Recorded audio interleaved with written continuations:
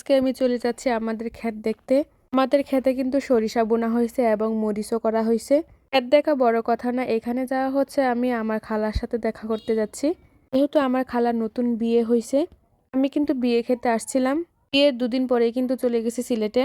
তার জন্য আর খালাকে দেখা হয় না, ভাবছিলাম যে এখন কিন্তু দেখা করে নিই।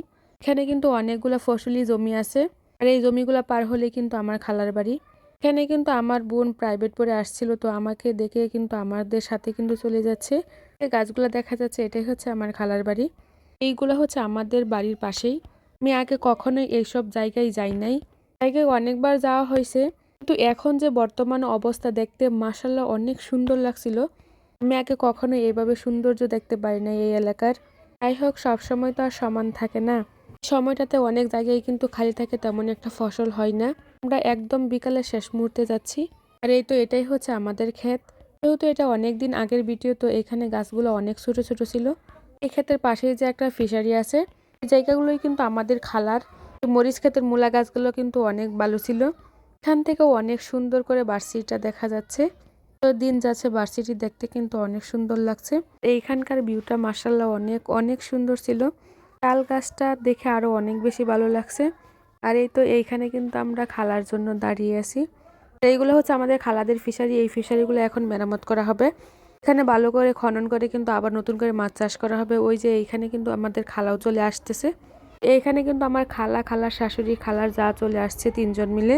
এটাও কিন্তু আমাদের এখানে কিন্তু মূলা চাষ করা হয়েছে। নিজ ক্ষেত থেকে কিন্তু কিছু মূলা শাক তোলা হচ্ছে আমার খালাকে দেওয়ার জন্য। এখানে মূলা শাকগুলো আব্বা তুলে নিছে। খালাকে বলতেছি, তোমার যখন যেটা লাগবে তুমি তখন কিন্তু সেটা নিয়ে নিতে পারবে। একদম কাছাকাছি জায়গা। যাই হোক, সবাই একসাথে থাকলে কিন্তু অনেক ভালোই লাগে। সবার সাথে কিন্তু খুব সহজে দেখা সাক্ষাৎ করা যায়। প্রকৃতির এক এক সময় এক এক রূপ নেই। এখানে কতগুলো মরিচ গাছ নিয়ে আসছি বাড়িতে লাগানোর জন্য। গাছগুলা কিন্তু লাগালে কিন্তু অনেক মরিচ ধরবে। সময় অনেক ঘন হয়ে গেলে কিন্তু এইসব চারা কিন্তু তুলে ফেলে দেয়। এখানে একটা ছাগল থেকে কিন্তু ছাদ কিন্তু দাঁড়িয়ে গেছে। পশু পাখির জন্য কিন্তু আমার ছেলেটা অনেক পাগল। তো অনেক দেরি হয়ে যাচ্ছে, তো আমার আম্মা তাকে নিয়ে নিছে। কোনো জায়গায় বাচ্চা নিয়ে গেলে আমার মনে হয় সন্ধ্যা করা একদম ঠিক হবে না। তার জন্যই কিন্তু একটু তাড়াতাড়ি চলে যাওয়া হচ্ছে।